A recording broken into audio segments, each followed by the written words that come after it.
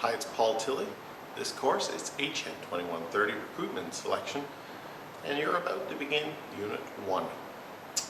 So Unit 1 deals with the staffing function. It gives you an overview of what exactly recruitment selection is about in terms of being able to put people in the right place at the right time for the right organizational fit.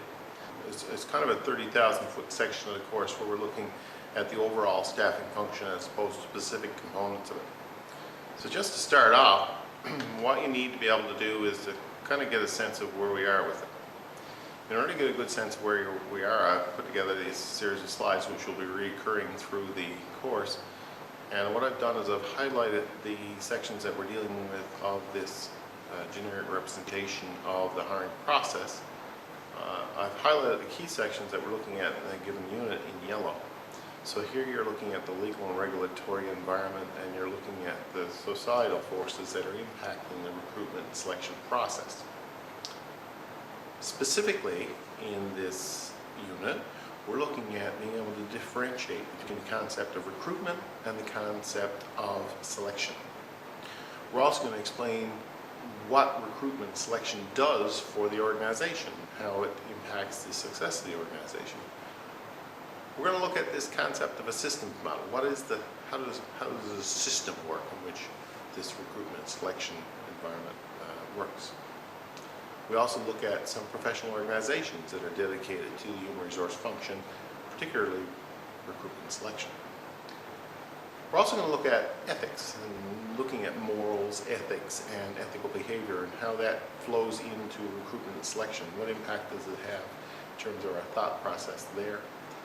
And finally, we're going to look at the codes of ethics that certain organizations have stated with regards to proper hiring of people.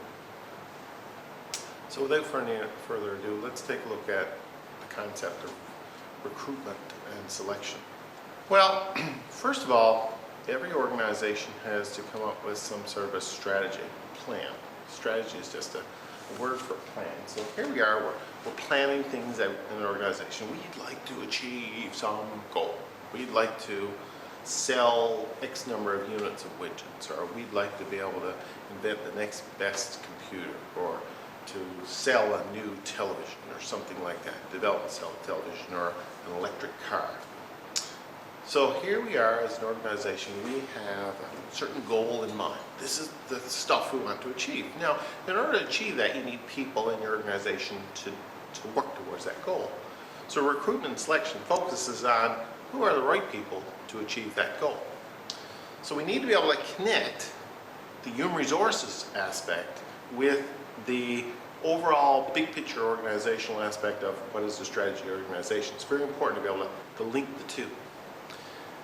Organizations that are successful have a really good linkage, so they hire the right people to achieve that goal.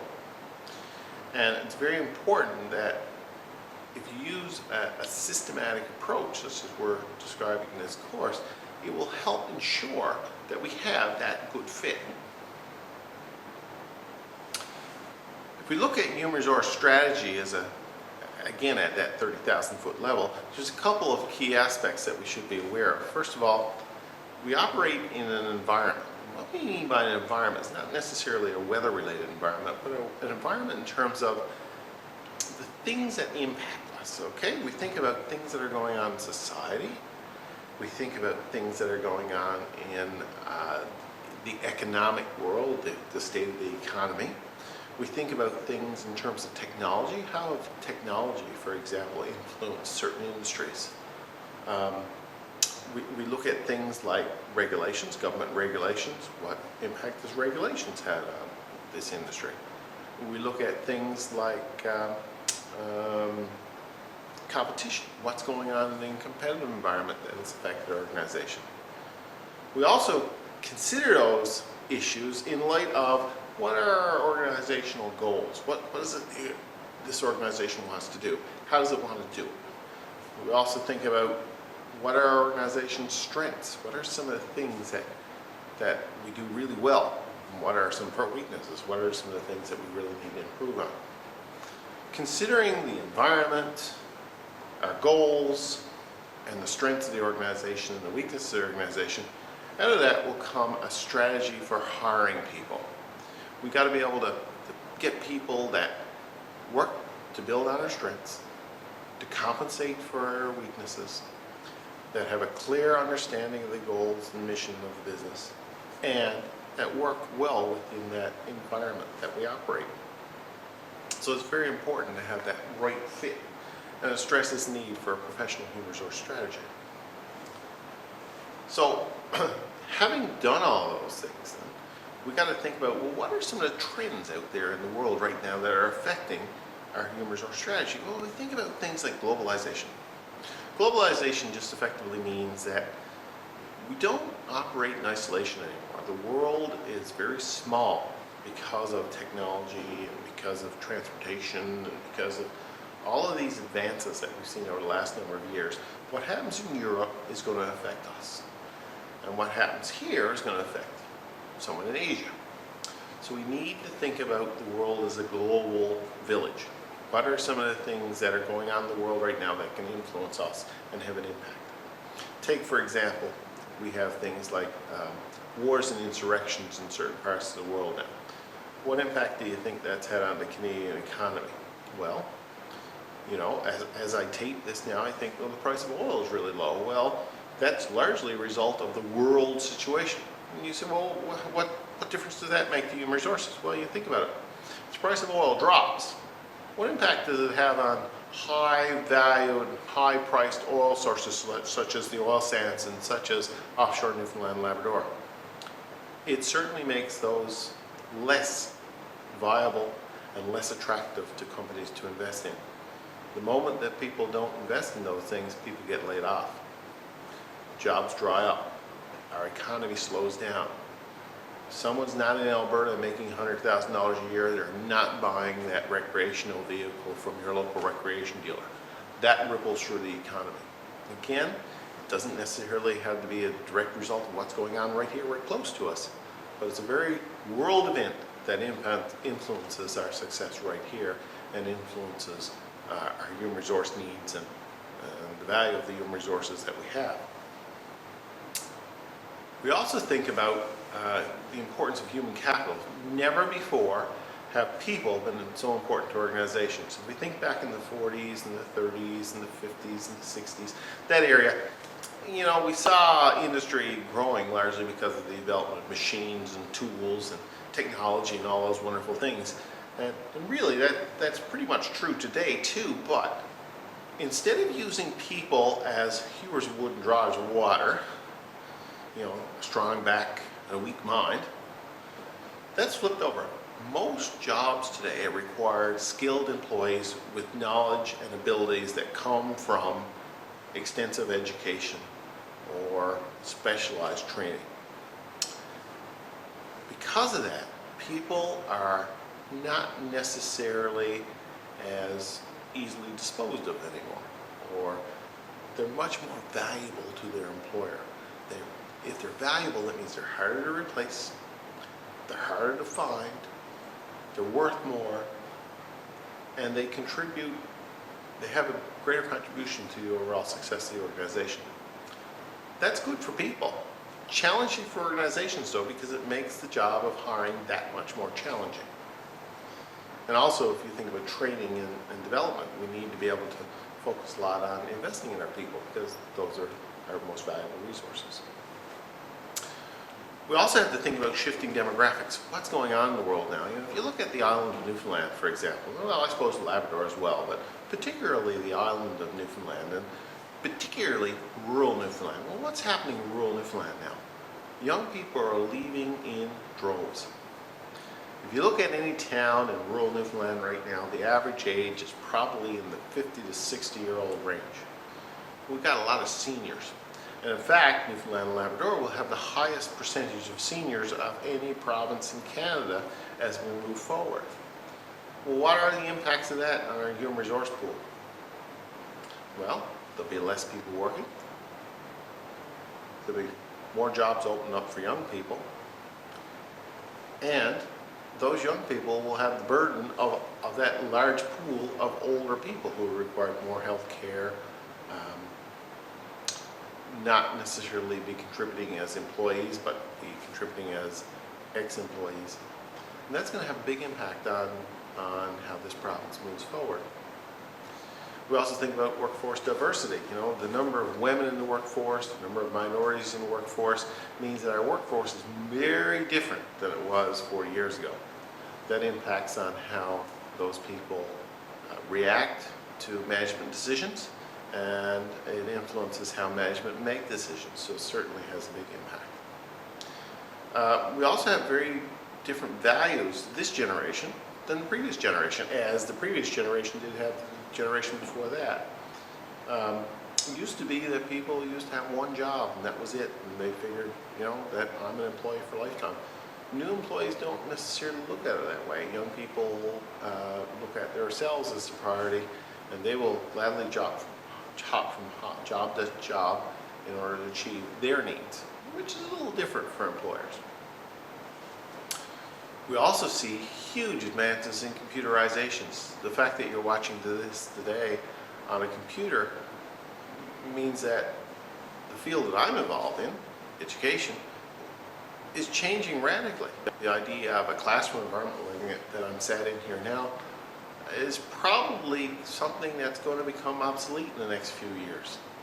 This type of technology, and I bet you're watching this today, you might be watching it on a laptop computer, you might be watching it on a desktop computer, but you know, I bet you that some of you are watching it on your phones. Some of you are watching it on tablets.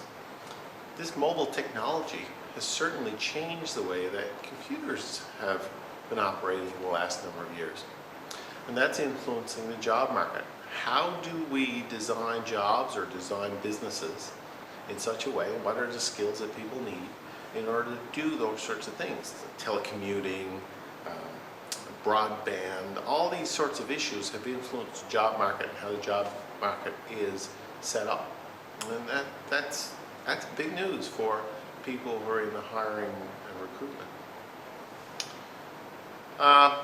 We also have changes in our legal environment. We've become a very litigious society. You know, people are ready to sue someone at the drop of a hat now. So when we think about hiring, we have to think about the rules that impact the hiring decisions we make and influence the hiring decisions we make. Today, more than ever, human resource professionals need to be absolutely aware of what the legislation is, what the rules are, and operate within those rules, because if they don't, the implications of being caught off on that could be great. Companies can be sued, employees have won some large lawsuits, or ex-employees have won some large lawsuits because of wrongful dismissal or wrongful hiring or all these sorts of things. So having a good handle on the legal environment is critical for human resource professionals right now, and critical in a world that really has become a lot more knowledgeable. People know their rights more now, so as a result, we have to be aware of what their rights are as well. Organizations' missions and goals have changed over the last few years. What is the main driver behind an organization? You know, we could say, well, every business's goal is to make money. Okay, yeah, but now goals have gotten a lot more specific for organizations. They want to make money in a certain field or do a certain thing. And that's certainly influencing the decisions of human resource professionals. You know, organizations that used to do one type of thing are now probably switched to another type of thing. I'll give you an example. If we think about a company like ExxonMobil, for example, a large oil company, most of their drilling was onshore. So it required a certain type of skill set of people who could drill for oil on land-based areas. Now, as oil becomes scarcer, or that those reservoirs are drying up on land, they're moving into offshore. So ExxonMobil has become a world leader in offshore oil production now. Well, that means that the workers need a whole different set of skill sets than they used to have. And again, the goals and the mission of the organization probably haven't changed that much, you know, to be able to drill for oil and be successful at it. But how they go about those have changed, largely because of changes in the environment. So we should be aware of all those things, and we should be absolutely aware of the impact of those things on the human resource industry. We think that priorities have changed over the years. Managers must recognize that people's priorities are changing and organizational priorities are changing, and as a result, human resource needs change with it. We think about types of approaches that have been used. We had a commitment strategy where people were committed to a given company, and they said, well, we have to do it this way. A compliance strategy, which is just to comply with, we'll go with the flow. A paternalistic strategy, which was common in large companies, where they used to take care of their employees, and the employees used to say, thanks very much for taking care of me. Or a collaborative strategy, which is probably more common, where people work together in order to achieve a goal. In addition to all those things, or those changes and those environmental issues that we looked at, means that the field of human resource management has gotten much more technical over the last number of years. And because of that, professionalism has had to go up. In order to be able to facilitate this increased professionalism, a number of professional organizations have been formed that deal with the field of human resource management. I just want to focus on two Canadian ones here. The first one, I'll focus more locally, is the Human Resource Professionals in Newfoundland and Labrador. Seeing we're coming out of Newfoundland and Labrador, we're going to focus on that. And that organization is designed to be able to bring people who are in the human resource field together in this province and provide professional development for them. So you could think of all kinds of human resource professionals out there, consultants, students studying human resources, small business owners. All these people are involved in human resources one way or another. So this organization's goal is to enlighten them with regard to all the things we've talked about, the changing nature of human resource management, the legal compliance issues related to human resource management. And you know, if you're a student that is doing human resources, it's a great idea to join this organization. You can certainly do it right now as a student. And it's not overly expensive. It's a $25 membership fee. The larger organization is the Canadian Certified Human Resource Professional designation. And really that just is the overarching one that flows over all the provincial legislations. And the CHRP designation is the nationally recognized accreditation that all human resource managers are expected to achieve these days. And it's certainly the goal there is to educate and to bring up a certain standard of professional in the human resource field so that they can do the job to achieve the goal of helping an organization achieve its maximum capacity.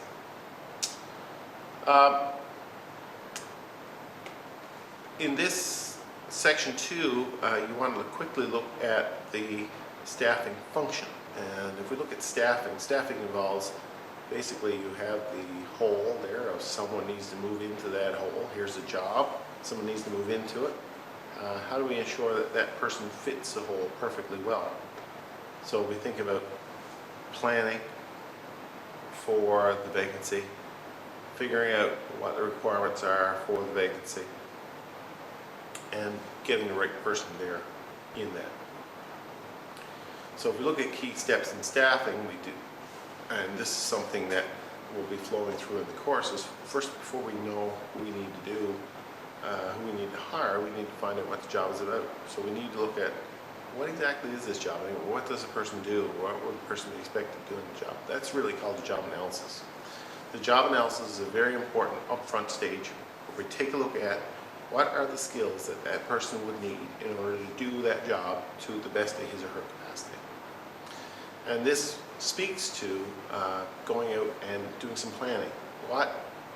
What's required? What do we need? What do we need in the future? Based on the planning, we go out and do recruitment, which is going to find those potential people.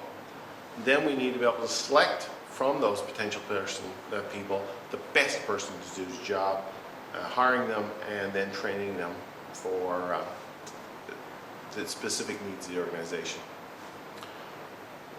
So that is the key things that is covered in that chapter. There is a little section at the end on morals and ethics, and you want to take a look at that. That just relates to the ability to do all this stuff within an environment that meets not only the legal requirements, but the moral and ethical requirements to be able to treat people fairly and correctly, so that we can ensure that the field is indeed professional. So take a look at that. So that's really section 1. Make sure that you read the chapter components that relate to this, the components within the DTOL site that relate to this, and my notes that relate to this. Okay, if you have any questions, get in touch with me, and I'm glad to do what I can to answer them. Thanks a lot.